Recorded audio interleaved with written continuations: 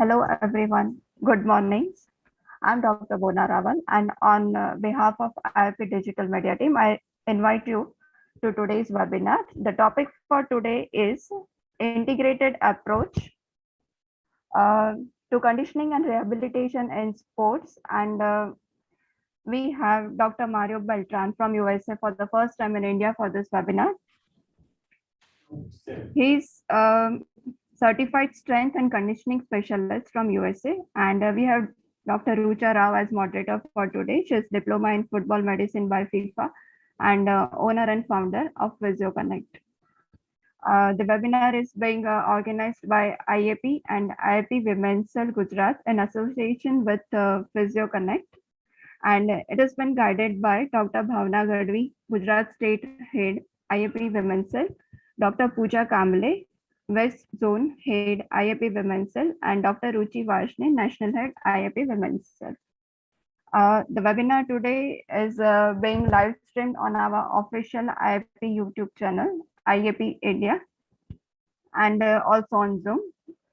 So you can please like and subscribe us on all our social media platforms to remain updated with the latest events and webinars. And now, without wasting much time, I would like to hand over to Dr. Rucha Rao to proceed with the webinar. Hello, good morning all of you.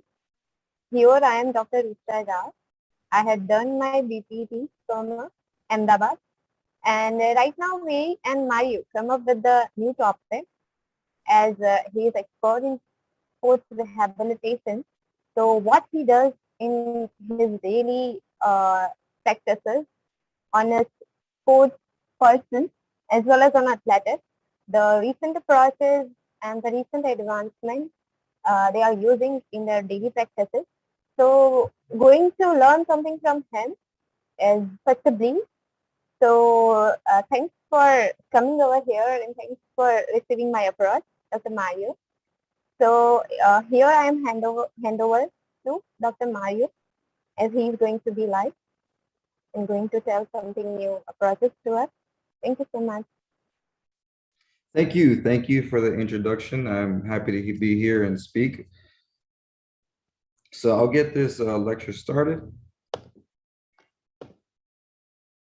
So today I'm going to speak about the integrated approach to rehab and conditioning in sports. So the main thing I'm hoping that we can achieve today is to understand how injuries can come to be, how to create an expected timeline of success, how to have good foundations to create a rehabilitation program, consider other factors than just the physical in your rehabilitation program, be able to combine and integrate multiple models that will guide your treatment, as well as just to feel confident in taking on the athletic population and athletes. So I mentioned the use of models. So I want to think about this quote that says, if you don't know where you are going, every road will get you nowhere. I like that because a lot of times what we can see is sometimes we get caught in the details that we forget what it is we're building. And that's where models can come into play. Models are very good in directing where we should go and what success looks like. I like to think of architecture in this idea, in this example. With architecture, a lot of times as you're building, let's say a really tall building with all the windows, doors, hallways, etc., it can be easy to get caught up in the details of those that you forget what it is you're building. And that's why they do create models of smaller buildings to give them that idea, that perspective, the reminder of what it is they're building. And within our field, a lot of times that can happen, where people get caught up in exactly certain exercises, certain treatments that we tend to forget what it is we're trying to build. And that's where models can come into play. And that's going to be the basis of today's talk. Because of injury and pain being so complex, we have to use models to direct us.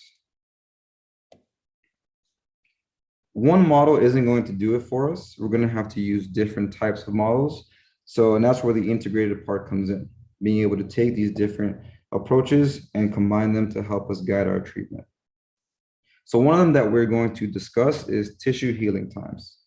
A lot of times with more chronic pain or non-traumatic type of injuries, tissue healing times isn't necessarily the best guide because there might not be an injured tissue that needs specifically healing. There's other factors that come into play. But due to this population and what they tend to have is different types of overload injuries or acute traumatic injuries, and understanding how long it takes to heal, as well as using that to guide us with our treatment and setting expectations early on is very important.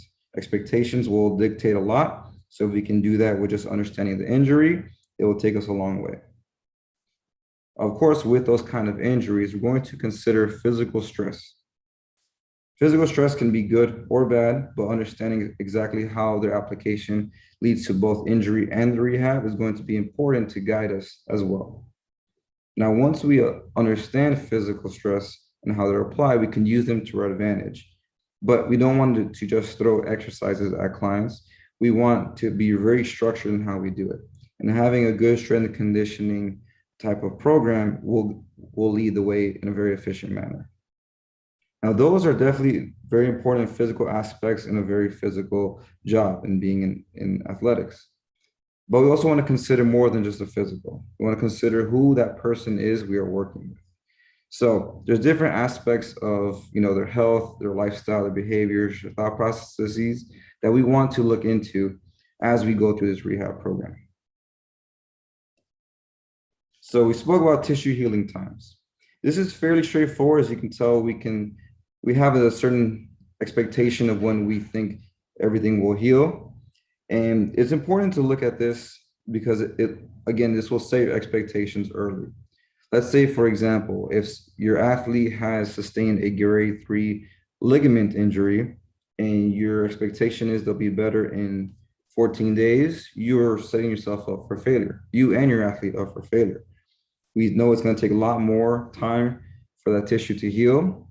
So you don't want to send them back into their sport not healed, as well as you're not going to have a lot of time to address the issues in those 2 weeks. On the other hand, if we have, for example, a grade 1 muscle injury and we have a rehab program that's going to take 12 months, that's not really effective either because it shouldn't take more than 3 to 4 weeks for that tissue to heal. And we're going to be wasting our time if it takes 12 months for us to rehabilitate from that injury. So using this type of guide is important to set expectations early. So we spoke about physical stress as well. So when we look at this physical stress theory, how it describes it is there can be too little as well as too much.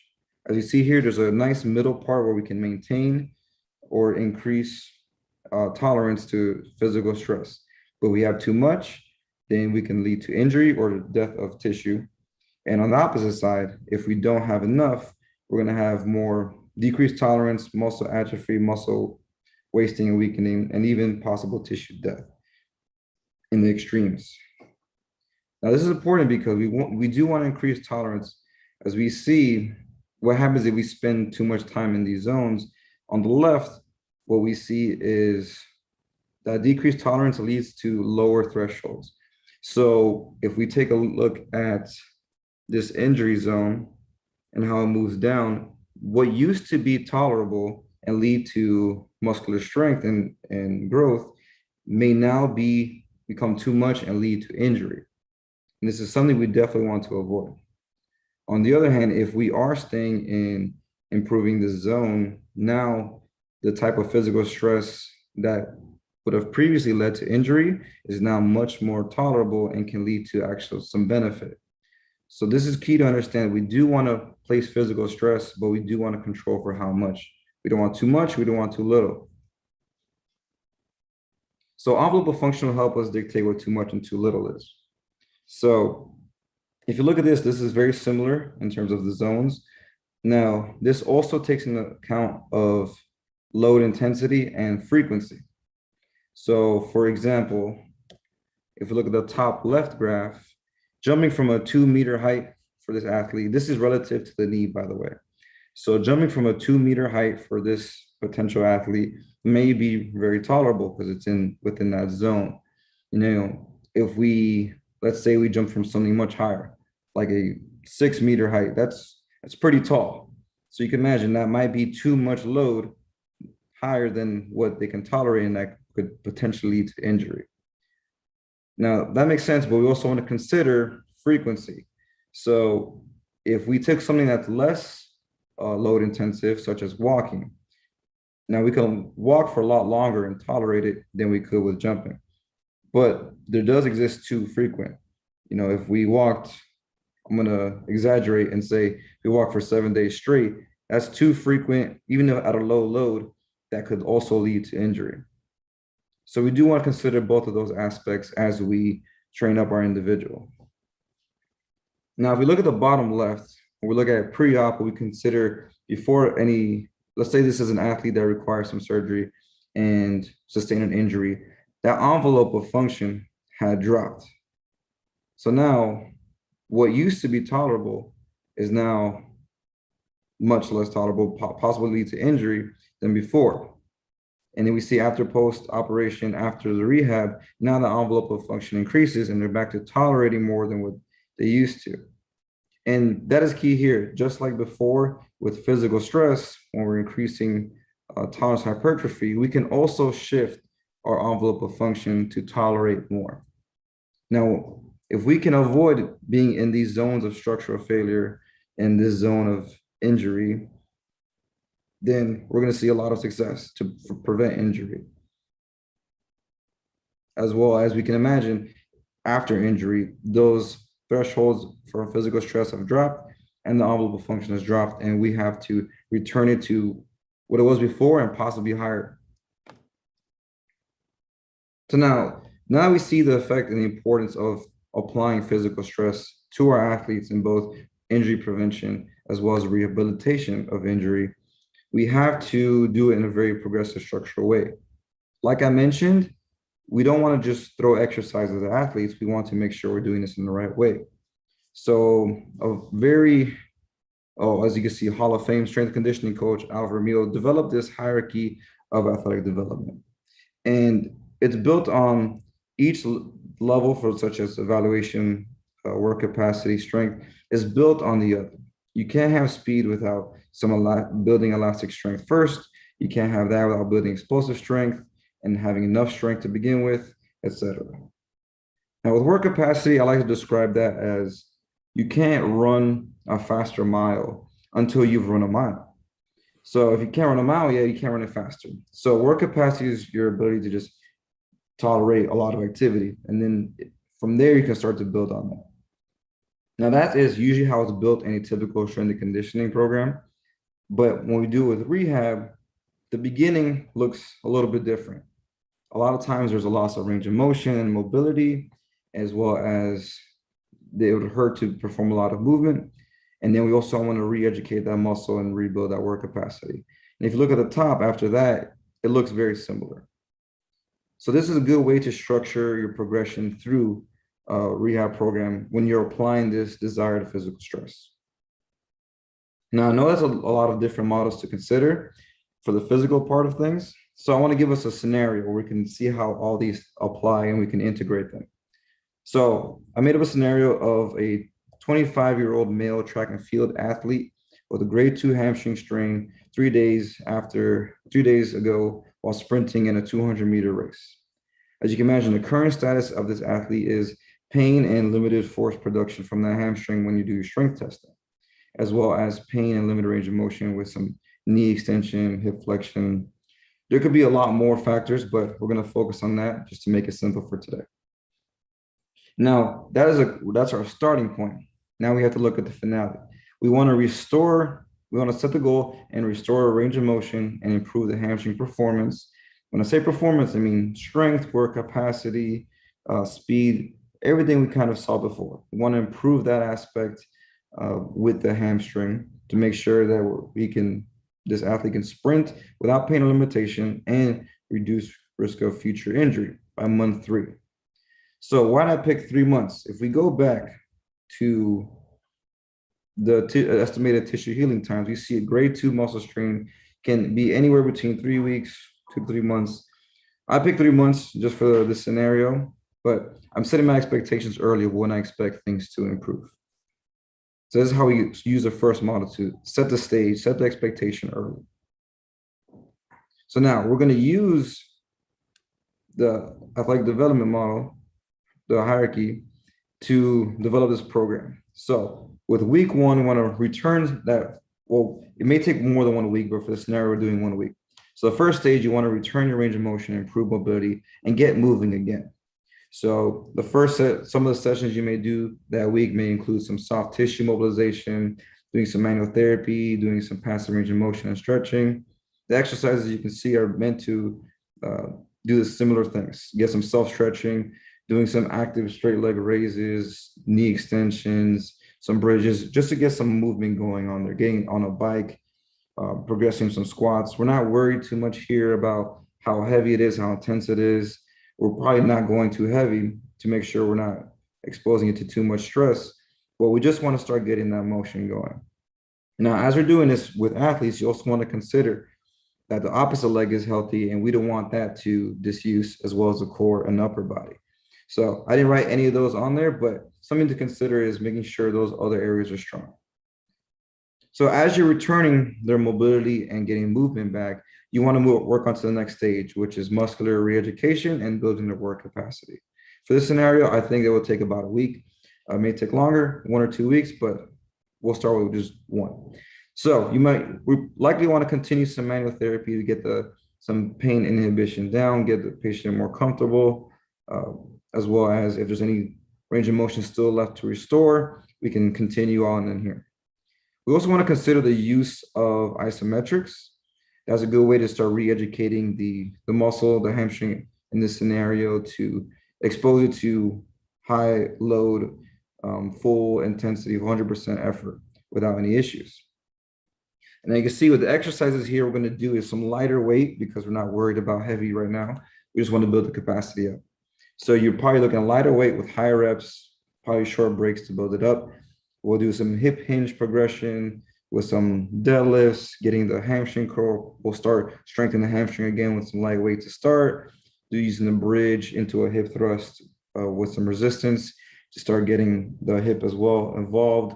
Maybe we'll start getting some jogging in as it's less intense on the hamstring, but still can return this runner back to some familiar stress on the body, and maybe even progress the bike. And again, still trying to keep everything else strong as we do it. So now the next phase we're going to do is try to get some strengthening going. You may continue some manual therapy as needed as well, but now we're worried about trying to build more force output out of this muscle. So we're going to use heavier weights, more medium to low reps with stronger, heavier exercises such as deadlifts, Nordic falls, heavier hamstring curls, heavy eccentrics on the hamstring curls as well, continue hip thrusts, step ups with the weight, maybe speed up the jogging to more running. And since this stage is strengthening the leg, it's probably starting to catch up to the opposite leg. So I didn't put it there because what it should be doing almost the same thing. So you'd probably likely do on both sides, as well as you want to make sure you maintain core and upper body strength. Now we move on to the next phase. And this time we're less worried about it being heavy as much as we're doing things intentionally to be fast. So the rep ranges can vary, but doing things like kettlebell swings, single leg cycling, which is like a speed but resisted hamstring curl, similar to a running movement. We're getting our plyometric jumping in, different types of running drills like A skips, maybe even Olympic lifts like power cleans. It's also good to know that you may not do all these in one single session. It can be fatiguing. So you may do some lighter stuff that from previous weeks, such as, some regular stretching, lighter curls to complement it, to maintain your capacity. And then we'll start getting to the last stage of more speed and reactive type stuff. We're starting to do more sprint related tasks that are similar to the runner sport, as well as a good way to train the hamstring with high intensity runs. So you might have some sprint related exercises like starts, mixed runs, change the intensity and distance of these runs, continue to complement it with previous exercises. And we can see how we take that initial expectation of 3 months with an estimated tissue healing time use the principle of applying physical stress to improve tolerance, um, and considering load and frequency, and using this model to help us progress through the levels to create this program. Now, there could be a lot more details that go into this, so this is just to give you an idea of what it may look like. Also, something to consider in this stage is with the last stage, we see that there's a lot of skill there involved with sprinting and higher level movements. So we also want to consider if you're the best provider for that stage. This is where it depends on what the athlete has access to. You know, if the athlete has a strength conditioning coach of their own, this may be a time to let the coach take it over from there. I've definitely had scenarios where I did these first 3 phases and then the coach took over the rest. I've had scenarios where I went up to here and the coach took the rest, or sometimes where I've had to do the whole thing because the athlete didn't have their own coach. So as long as this progression is happening, then we're setting up the athlete for the most success. So just something to consider is, are you the best provider for that stage? And should you have a coach that you know that you can refer to if you needed to help progress this athlete? So that was a good way to integrate the physical aspect of an athlete's rehab. We also want to consider other things like we mentioned. You know, who is this person in front of me? Are they having any trouble with their fear, with getting confident again in their sport, with their lifestyle factors such as sleeping, eating, things of that nature? So we want to consider that going forward. So one of the lifestyle factors that I like to look into is sleep. You know, there's research that suggests lack of sleep can increase risk of injury and decrease aspects of performance, but it's not conclusive. As you can imagine, there are a lot of factors that play into injury and pains. So, but it's likely just because of all those factors, we can't have that simple one-to-one relationship. But for the most part, everybody would, or most, I can't say everybody, but most people would agree that sleep is very important to have. So if they're not having good sleep, you know, for the typical part, 7 to 8 hours, most people would agree on. There's some strategies you can use to help with sleeping. So, you know, reducing a blue light, limit caffeine, things here, if you're interested in it. But do consider their sleep if to see this is something that may be a problem in your rehab process. If you're not sleeping well, you may not be able to get the best out of the athlete's rehab program. So something you should consider throughout the program. Now, we also want to consider what they're eating. For the most part, we're going to focus on their just nutrition to see if they're eating enough, if they're fueling enough. Again, this is something where there's a lot more that can go into it. So, but for this topic, we're just going to go on the basics. The most important part is a regular diet. You know, we want to consider, are they having enough carbohydrates? That's your body's main fuel source. And there is a recommendation of how much an athlete should have. The International Society of Sports Nutrition recommends 3 to 5 grams per kilograms of body weight per day for just general fitness. But if they're a higher level athlete or a very intense athlete, or they're training very intensely, then you may need more than just 5 grams per kilogram of body weight per day. Now, something else you want to consider is protein. Proteins are the building blocks of the muscle, and they help with the recovery of injury and in between training and rehab sessions. So they also have a recommendation of how much that should be as well. So something you can ask and see and help analyze to see if they're eating enough. And of course, you also need fats in our body because they do provide fuel and they help us absorb the body's essential vitamins that make a lot of the processes run smoothly in our body. So that could be an easy way to consider, how are they eating? Are they meeting the standards set for athletes by the International Society of Sports Nutrition? You may have another resource that has other varieties, but use a trusted source to see if they're eating enough. You know, they may be supplementing and all that, but their main diet should be the main focus. Now, for the last part of this, I do want us to consider how they're feeling, how they're viewing things.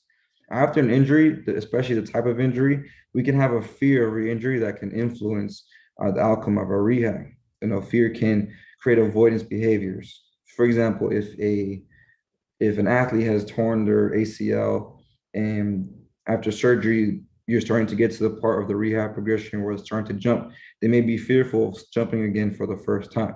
So even though physically they're ready, fear of doing that again can limit them from progressing to the next stage and prolong the rehab, as well as the performance when they get back. Sometimes they may not even notice it, but they'll do movements to avoid loading on the knee, for example. Let's use the ACL, same ACL scenario, where someone might be jumping and instead of using their knee to take on the force, they'll use more hip and hinge more of the hip versus allowing the knee to take it.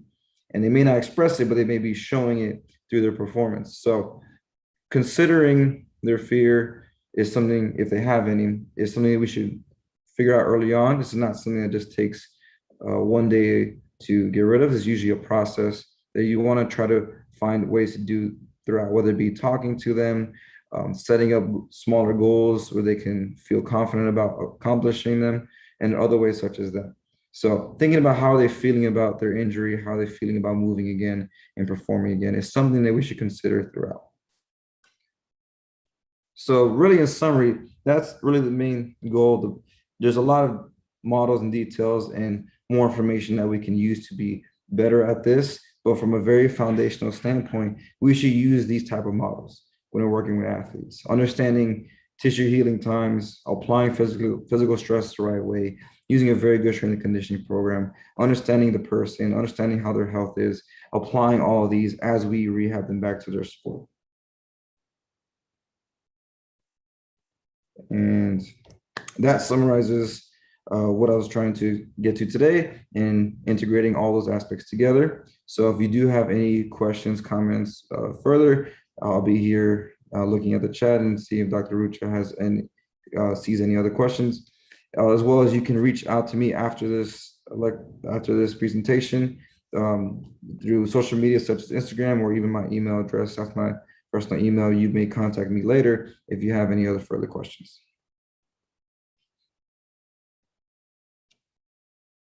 And stop sharing this.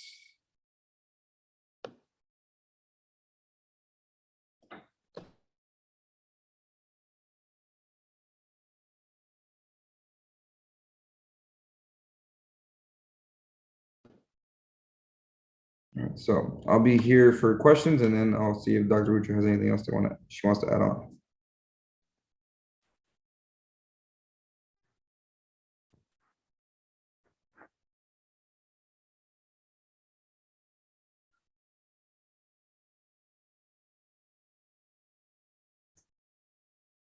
Dr. Mario? Yes. Yes, I have a question. Like recently I came across a patient, like he's a 15-year-old boy and he's a table tennis player. So he came to me with complaints of tennis elbow. Actually, it was not tennis elbow. It was like stiffness, severe stiffness and weakness of the shoulder muscles. And since lockdown, he have not even played any games. So how can I make him fit again to play table tennis? Like he was a champion. He used to win gold and silver in his tournaments. Mm-hmm. So actually, he's very like psychologically, he's also quite depressed to get back to play. So the good thing in that scenario is, sounds like he does want to play. It just is depressed about not being able to. So you said that this athlete hasn't been able to do physical activity since the lockdown? Yeah, he was not doing anything. He was like a small boy of 15 years. So he was not actually even serious about his fitness. He thought that whenever I have to play, I'll just go and play. So that's all. And then he had started with all the troubles. Mm-hmm. So I'm going to pull this back up. So what I would suggest, just based off of that, is consider, let me see this. So consider this athlete, they haven't really been exercising since the lockdown, and they're jumping back to the sport. What likely happened is here on the left is we're starting to get a decrease in physical stress. And now what they used to be able to handle is probably becoming more of an injured some type of issue. So it's becoming too much too soon. So we have to do is consider, due to not being able to do much physical activity, they're probably starting off down here again. So considering that, we do want to essentially move our way back up through here. So you really want to start off in the beginning with, if they have no range of motion issues, you can start right away at getting some work capacity, doing some light stuff, some light exercises, bringing them back for the shoulder, building the strength up for a few weeks, you know.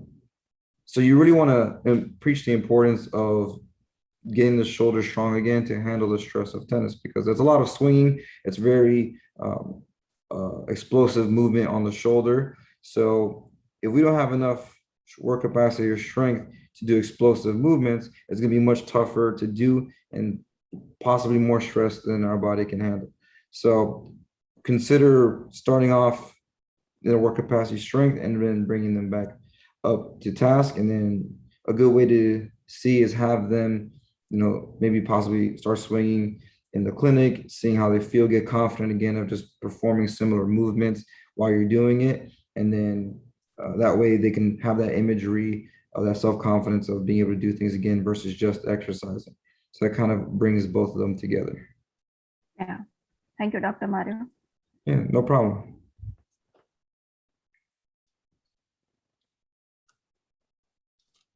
And of course, thanks for joining us I know it's an early morning for everybody over there. Yes, I need to ask one question. Okay. Okay. So here, for the muscle rehabilitation, we are using cupping therapy as well as dry needling. Have you heard about it? Yes. So what you think and what you suggest? Is it good or not? With cupping and dry needling? Yes. So with cupping, I do think it could be an effective form of manual therapy. We use it at my clinic as well. So with a lot of times first I want to mention with manual therapy, for the most part, we do is we use it to help us get some inhibition out the way. With after pain and injury, it can the muscles and stuff, they might be avoiding trying to stretch too much, use the muscle too much. So I'm a big fan of using manual therapy. So I do like using cupping. I do use dry needling as well. So that is something that we can use in conjunction with exercise. The cupping and needling by itself won't change the envelope of function because we still have to play a physical stress on it, but it does create a good bridge to start doing those motions again. For example, I've worked with someone recently who had a tennis elbow, and I give a grip strength test, a pain-free grip strength test on the uninjured arm, and it had about, let's just say, 50 kilograms of strength without pain. And then we did the injured arm, and it was about 15 kilograms of strength, so without pain. So it's quite different. So after we did some manual therapy, we used some dry needling, we used some cupping. He was able to do it again and do 40 kilograms pain free. And with pain, he could do 50, but pain free was 40, but it was still a nice improvement. So the dry needling and cupping we did with this client didn't make him stronger, but the inhibition that didn't allow him to express strength was gone away. So I do think manual therapy can be a good bridge to allow us to do physical stress easier. As you can imagine, if this client can tolerate more force on that muscle just after that manual therapy, then it's going to be easier to use the exercise that we spoke about to apply physical stress.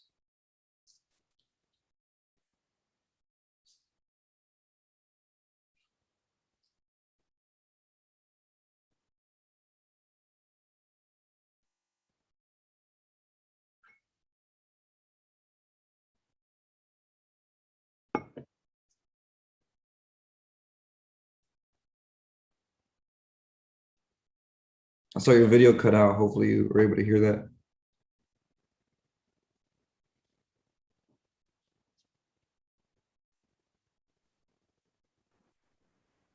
No, I didn't hear it. Okay. Did you want me to repeat it or? Yeah, I will see it later. Okay, cool. I'm looking at the chat. I don't see any other questions. So, but other than that, I'm still available if anybody else has questions.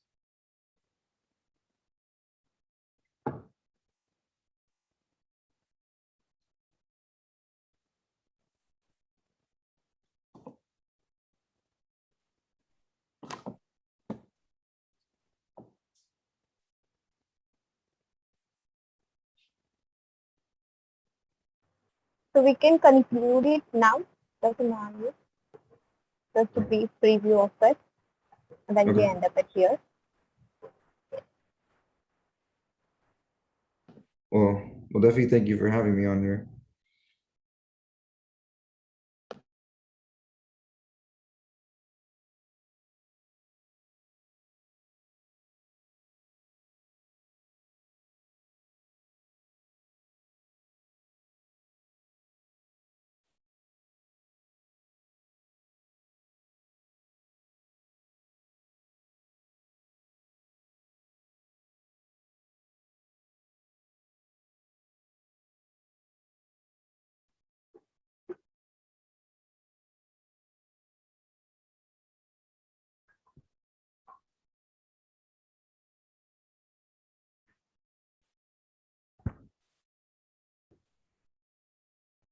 Dr. Rucha?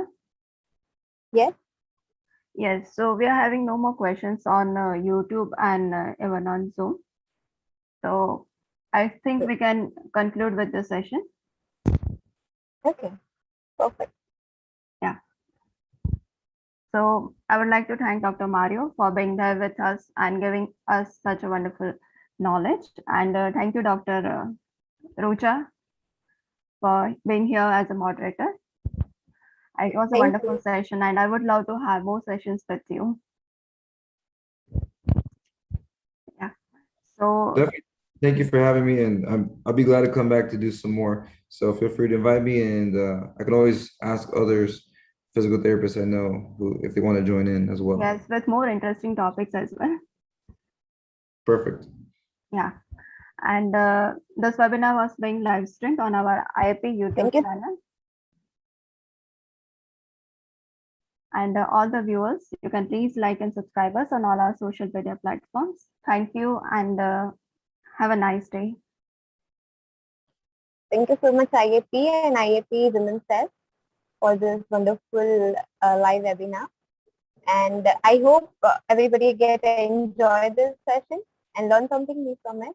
Thank you so